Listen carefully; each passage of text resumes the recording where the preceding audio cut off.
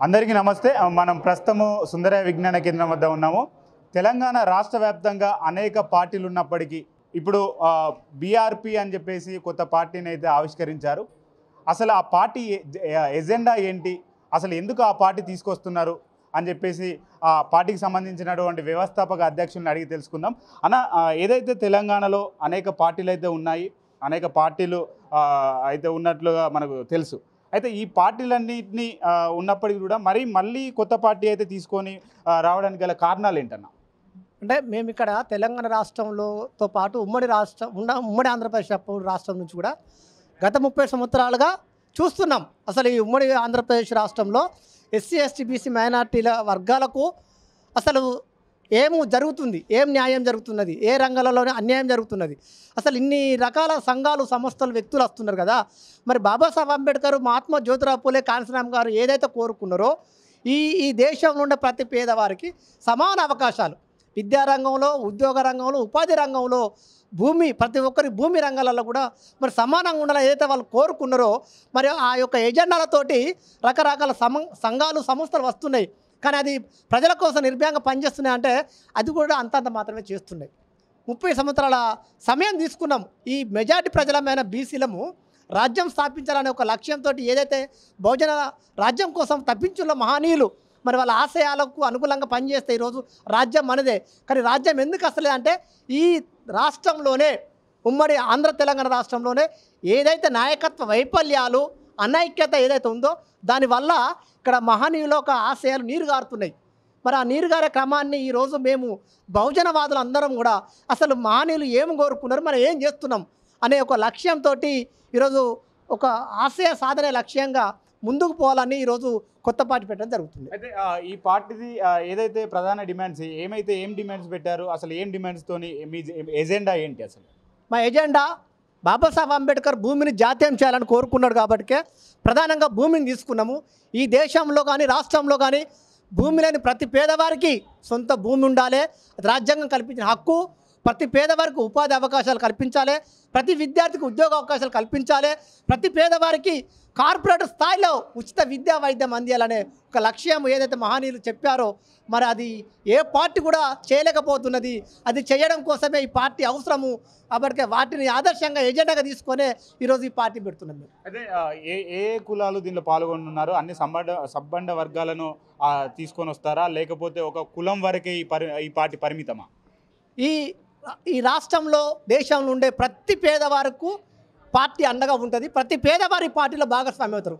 SC ST BC minority మహిళలతో పాటు అగ్రకుల పేదలను కూడా ఈ పార్టీలో నిర్ణయాధికారులు కూడా మేము భాగస్వామ్యం చేయడానికే కంకణం కట్టుకొని ముందుకు వస్తున్నాం. అయితే మనం చూసుకున్నట్లయితే ఒకవైపు బీఆర్ఎస్ పార్టీ గతంలో అధికారాన్ని చేపట్టింది, అయితే కాంగ్రెస్ పార్టీ అధికారంలో ఉంది.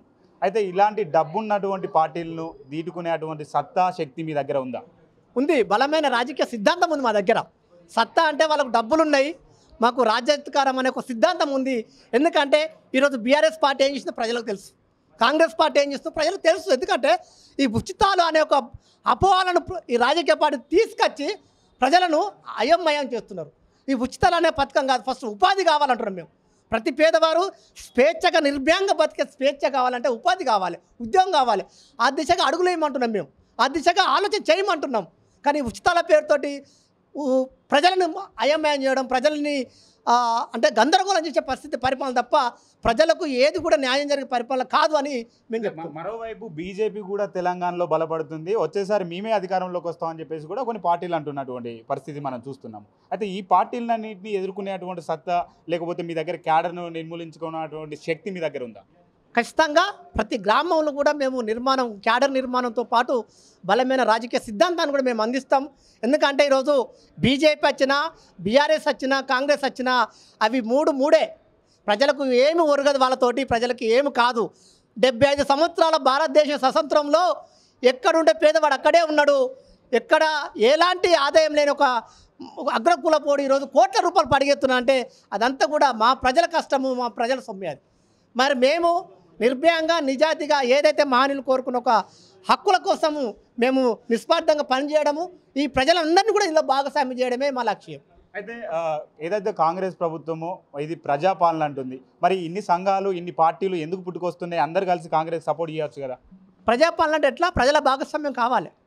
పరిపాలన చేసే ఏదైతే కాంగ్రెస్ పార్టీ పరిపాలన చేస్తుందో ఆ పరిపాలనలో ప్రజల నిర్ణయాలు కావాలి, ప్రజల భాగస్వామ్యం కావాలి. అది లేదు కదా. ప్రజలను ఉచిత పథకాల వైపు మళ్ళిస్తే వాళ్ళ ఆలోచన మళ్ళించి వాళ్ళ ఆలోచన డైవర్ట్ చేసి ప్రజలను మాయ చేసి మభ్యపెట్టి డబ్బులు పంచి మందు పంచి అడ్డదారిన రాజ్యాధికారం తీసుకొని మేము ప్రజాపాలన ఎట్లా సాధ్యమవుతుంది? ప్రజాపాలన అంటే ప్రజల నిర్ణయాలు కావాలి. అయితే మనం చూసుకున్నట్లయితే తెలంగాణ రాష్ట్రంలో రానున్న రోజులలో సర్పంచ్ ఎలక్షన్స్, అట్లనే ఎంపీటీసీ ఎలక్షన్స్, జెడ్పీటీసీ ఎలక్షన్స్ అయితే వచ్చే అవకాశాలు కనబడుతున్నాయి. మొన్న కేబినెట్ మీటింగ్లో కూడా ముఖ్యమంత్రి గారు చెప్పడం జరిగింది. అయితే ఇందులో మీ పార్టీ ఏమైనా పాల్గొనగలుగుతుందా? తప్పకుండా పాల్గొంటాం. ఈరోజు ఎలాంటి ఆర్థిక సంపద లేని ఒక వ్యక్తిని మేము గెలిపించుకుంటాం. ఎలాంటి ఆర్థిక పరం లేని ఒక వ్యక్తిని, ఒక మహిళను మేము ప్రతి ఎన్నికలలో గెలిపించుకునే సత్తా మా దగ్గర ఉంది. ఆ దిశగా మేము పనిచేస్తాం. అయితే చూసుకున్నట్లయితే మనం ఏదైతే కొంత బీసీలు కూడా 42% వాటా కావాలనుకుంటున్నారు. అట్లనే మొన్న రీసెంట్గా ఎస్సీ వర్గీకరణ కూడా సాధ్యమైంది. అయితే ఈ సబ్బండ వర్గాలు ఏదైతే ఉన్నాయో ఎస్సీ, ఎస్టీ, బీసీ మైనార్టీలంతా మీతోని కలిసి ప్రయాణం చేసే అవకాశాలు ఉన్నాయా? తప్పకుండా అన్న. అంటే కుల సంఘాల వైఖరి ఆలోచన వేరు, రాజకీయ పార్టీ సిద్ధాంత వైఖరి వేరు. ఎందుకంటే లక్ష్యం వైపు పనిచేస్తున్నాం. బహుజన ఒక రాజ్యం కావాలనే లక్ష్యం వైపు పనిచేస్తున్నాం. మేము చేసేది కరెక్ట్ అనుకున్నప్పుడు వాళ్ళు మాతో కలిసి చేస్తే మేము ఖచ్చితంగా పనిచేస్తాం. అయితే అనేక మంది తెలంగాణ రాష్ట్రంలో గతంలో చూసుకుంటే ఒక పార్టీ అని నిర్మించి ఆ పార్టీని తీసుకొని పోయి ఇంకో పార్టీలో విలీనం చేయడము, ఇలాంటి అనేక చూసాం సంఘటనలు. మరి మీ ఎజెండా పూర్తి వరకు సాగుతుందా, లేకపోతే మధ్యలోనే ఏదో ఒక పార్టీకి అమ్ముడుపోయే దిశగా ఉంటుందా? మేము దానికి వ్యతిరేకం. సంఘాలుగా పెట్టుకొని బూర్జో పార్టీలకు అమ్ముడు పోయి ప్యాకేజీలు ఇచ్చుకునే పార్టీ సిద్ధాంతాలకు మేము వ్యతిరేకం. ఎందుకంటే మేము నిజమైన బహుజన మహనీయుల వారసులకు వస్తున్నాం. ఈరోజు గత 30 సంవత్సరాలుగా మా ఉద్యమాలు మొత్తం కూడా ప్రజల వైపు, ప్రజల కోసమే నిర్భయంగా చేసాం తప్ప మహనీయుల ఒక ఆశయ బాటలో. కానీ మేము ఎలాంటిది కూడా అవినీతికి తావునియ్యము. నిస్వార్థంగా నిర్భయంగా ప్రజల కోసమే మేము పనిచేయడానికి కంకణం కట్టుకున్నాం. ఓకేనా, థ్యాంక్ యూ. అయితే చివరిగా మీరు ఏదైతే ఈరోజు వేసుకున్నటువంటి కమిటీలో ఎంతమందితో నిర్మించుకున్నారో, ఎంతమంది ఉన్నారు ఈ కమిటీలో? ప్రస్తుతానికి మేము తెలంగాణ రాష్ట్రంలో వ్యవస్థాపక నాయకులుగా ఉండుకుంటూ ఒక 6గురితో మేము కమిటీ ఎన్నుకున్నాం. ఈ 6గురితోటి రేపు 6 లక్షల మందిగా ఒక సైన్యాన్ని తయారు చేయడమే మా రాజకీయ ఎజెండాగా పెట్టుకొని ప్రతి గ్రామానికి పోతున్నాం. ఈ రాష్ట్రంలో బహుజన్ రాజ్యాధికార పార్టీ వ్యవస్థాపక రాష్ట్ర అధ్యక్షులుగా నన్ను ఎన్నుకోవడం జరిగింది. నాతో పాటు 2 ఉపాధ్యక్షులు, ఒకటి ఎడ్లరవి ముద్రాజు, రెండోది పీసర్ రజిత, ప్రధాన కార్యదర్శులు అధికారిక ప్రతినిధులుగా బుర్రి సాగరు, అంకేష్ రమేషు, తర్వాత రాష్ట్ర సహాయ కార్యదర్శిగా భూపాలపల్లి నుండి మధుకర్ నాయకును మేము తీసుకొని కమిటీ ఎన్నుకోవడం జరిగింది. అయితే ప్రధానంగా ఎలాంటి అంటే భవిష్యత్ కార్యాచరణ ఎలా ఉండబోతుంది? చివరిగా మేము కంప్లీట్గా ప్రజల మధ్యలో ఉంటాం. ప్రజల మధ్యలో అది ఏనుకుంటాము, రాజ్యాంగం పట్టుకొని పోతాం. అసలు రాజ్యాంగం ఏం చెప్తున్నది, ఈ రాజ్యాంగాన్ని పట్టుకొని తిరిగే నాయకులు ఏం చేస్తున్నారు అనేది మేము ప్రజల ముందు పెడతాం. మేము ప్రజల ముందుగా పోతాం. రాజ్యాంగాలను పట్టుకొని రాజ్యాంగాల మీద ప్రమాణాలు చేసే నాయకులు దేనికోసం పనిచేస్తున్నారు, మరి మేము దేనికోసం పనిచేస్తామో మేము పనితనంలో చూపిస్తాం. మేము టీవీలలో, పేపర్లలో, మేము డిబేట్లో కూర్చొని కాదు, ప్రజల ముందుకు పోతాం. మేము ప్రజల కోసం పనిచేస్తాం. ఆనాడు కాశీరామ్ గారికి ఎలాంటి కోట్ల ఆస్తులు లేవు. ఒక సైకిల్ మీద యాత్ర చేసి ఉత్తరప్రదేశ్ ఏలుండు. బాబాసాహెబ్ అంబేద్కర్ కూడా ఎలాంటి కోట్లు లేవు.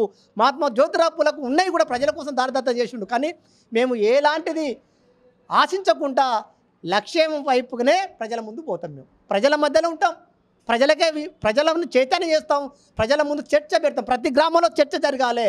పాలకులు ఏం చేస్తున్నారు, మనకి ఏమవుతుంది అన్న ఒక చర్చ జరగాలి. అసలు కనువిప్పు కలగాలి ప్రజలకు. ఆ దిశగా మేము పనిచేస్తాం. అయితే మనం ఏదైతే బహుజన రాజ్యాధికార పార్టీ దిశగా మీరు సాగుతున్నారు, ఏదైతే బీఎస్పీ పార్టీ అనేది మీరు ఏదైతే కాంచీరాం మార్గం అంటున్నారో, ఈరోజు కాంచీరాం తీసుకొచ్చినటువంటి మాయావతే ఈరోజు బీజేపీకి ఒక బంటుగా మారిందనే విమర్శలు కూడా వినబడుతున్నాయి. దానిపైన మీ స్పందన ఏంటంటే? నేషనల్ పార్టీ నాయకత్వ నిర్ణయాలకు రాష్ట్ర పార్టీ నాయకత్వ నిర్ణయాలు తేడా ఉంటాయి. మేము ఏమంటూ ఉన్నామంటే బీజేపీ అయినా, బీఆర్ఎస్ అయినా, కాంగ్రెస్ అయినా అధికారంలోకి వస్తే అది ఎవరి కోసం వస్తే, వాళ్ళ కోసం వస్తే, ప్రజల కోసం కాదు. స్పష్టంగా అర్థమైంది. తెలంగాణ ఎవరి కోసం వచ్చింది? కేసీఆర్ కుటుంబానికి వచ్చింది. కేసీఆర్ కుటుంబానికి 1200 మంది అమరవీరులు త్యాగాలు చేశారు. కానీ ప్రజలకు రాలే, ఉద్యమకారులకు రాలే. రాజ్యం దొరలకే వచ్చింది. కాంగ్రెస్ కూడా దొరలకే ఉండేది. కాంగ్రెస్ రేపు బీజేపీ వచ్చినా గదే మనవాదులు, గదే దొరలు ఉంటారు. నిజమైన పేదవాళ్ళకు రాజ్యాధికారం రాదు, న్యాయం జరగదన్న విషయాన్ని మేము స్పష్టంగా ప్రజలకు చెప్తాం. చూశారు కదా, ఏదైతే బహుజన రాజ్యాధికార పార్టీ అయితే స్థాపించాము. మా లక్ష్యం ఏంటంటే నిరుపేదలకు సేవ చేయడమే. నిరుపేదలకు ఏదైతే ఇల్లు లేనటువంటి పేదలకు ఇల్లులు ఇవ్వడము, భూమి లేనటువంటి పేదలకు భూములు ఇవ్వడము మా లక్ష్యం అని చెప్పేసి కూడా చెప్తున్నారు. ఏదైతే కాంగ్రెస్, బీజేపీ, బీఆర్ఎస్ వీళ్ళందరూ ఒక భూస్వామ్యులు, వీళ్ళందరూ పేదలకు సేవ చేయట్లేదు అనేది కూడా వారు అయితే డిమాండ్ చేస్తున్నారు. అందుకే మా పార్టీ తీసుకొస్తున్నాము. మేము రానున్నటువంటి ఎలక్షన్లో కూడా ముందుకు పోతున్నామని చెప్పేసి కూడా బహుజన రాజ్యాధికార పార్టీ వ్యవస్థాపక అధ్యక్షులు సాంబయ్య మనతో తెలుపుతున్నారు. చూస్తూనే ఉండండి 4 Sides టీవీ. కెమెరామెన్ సత్యసాయిరామ్తో లెనిన్.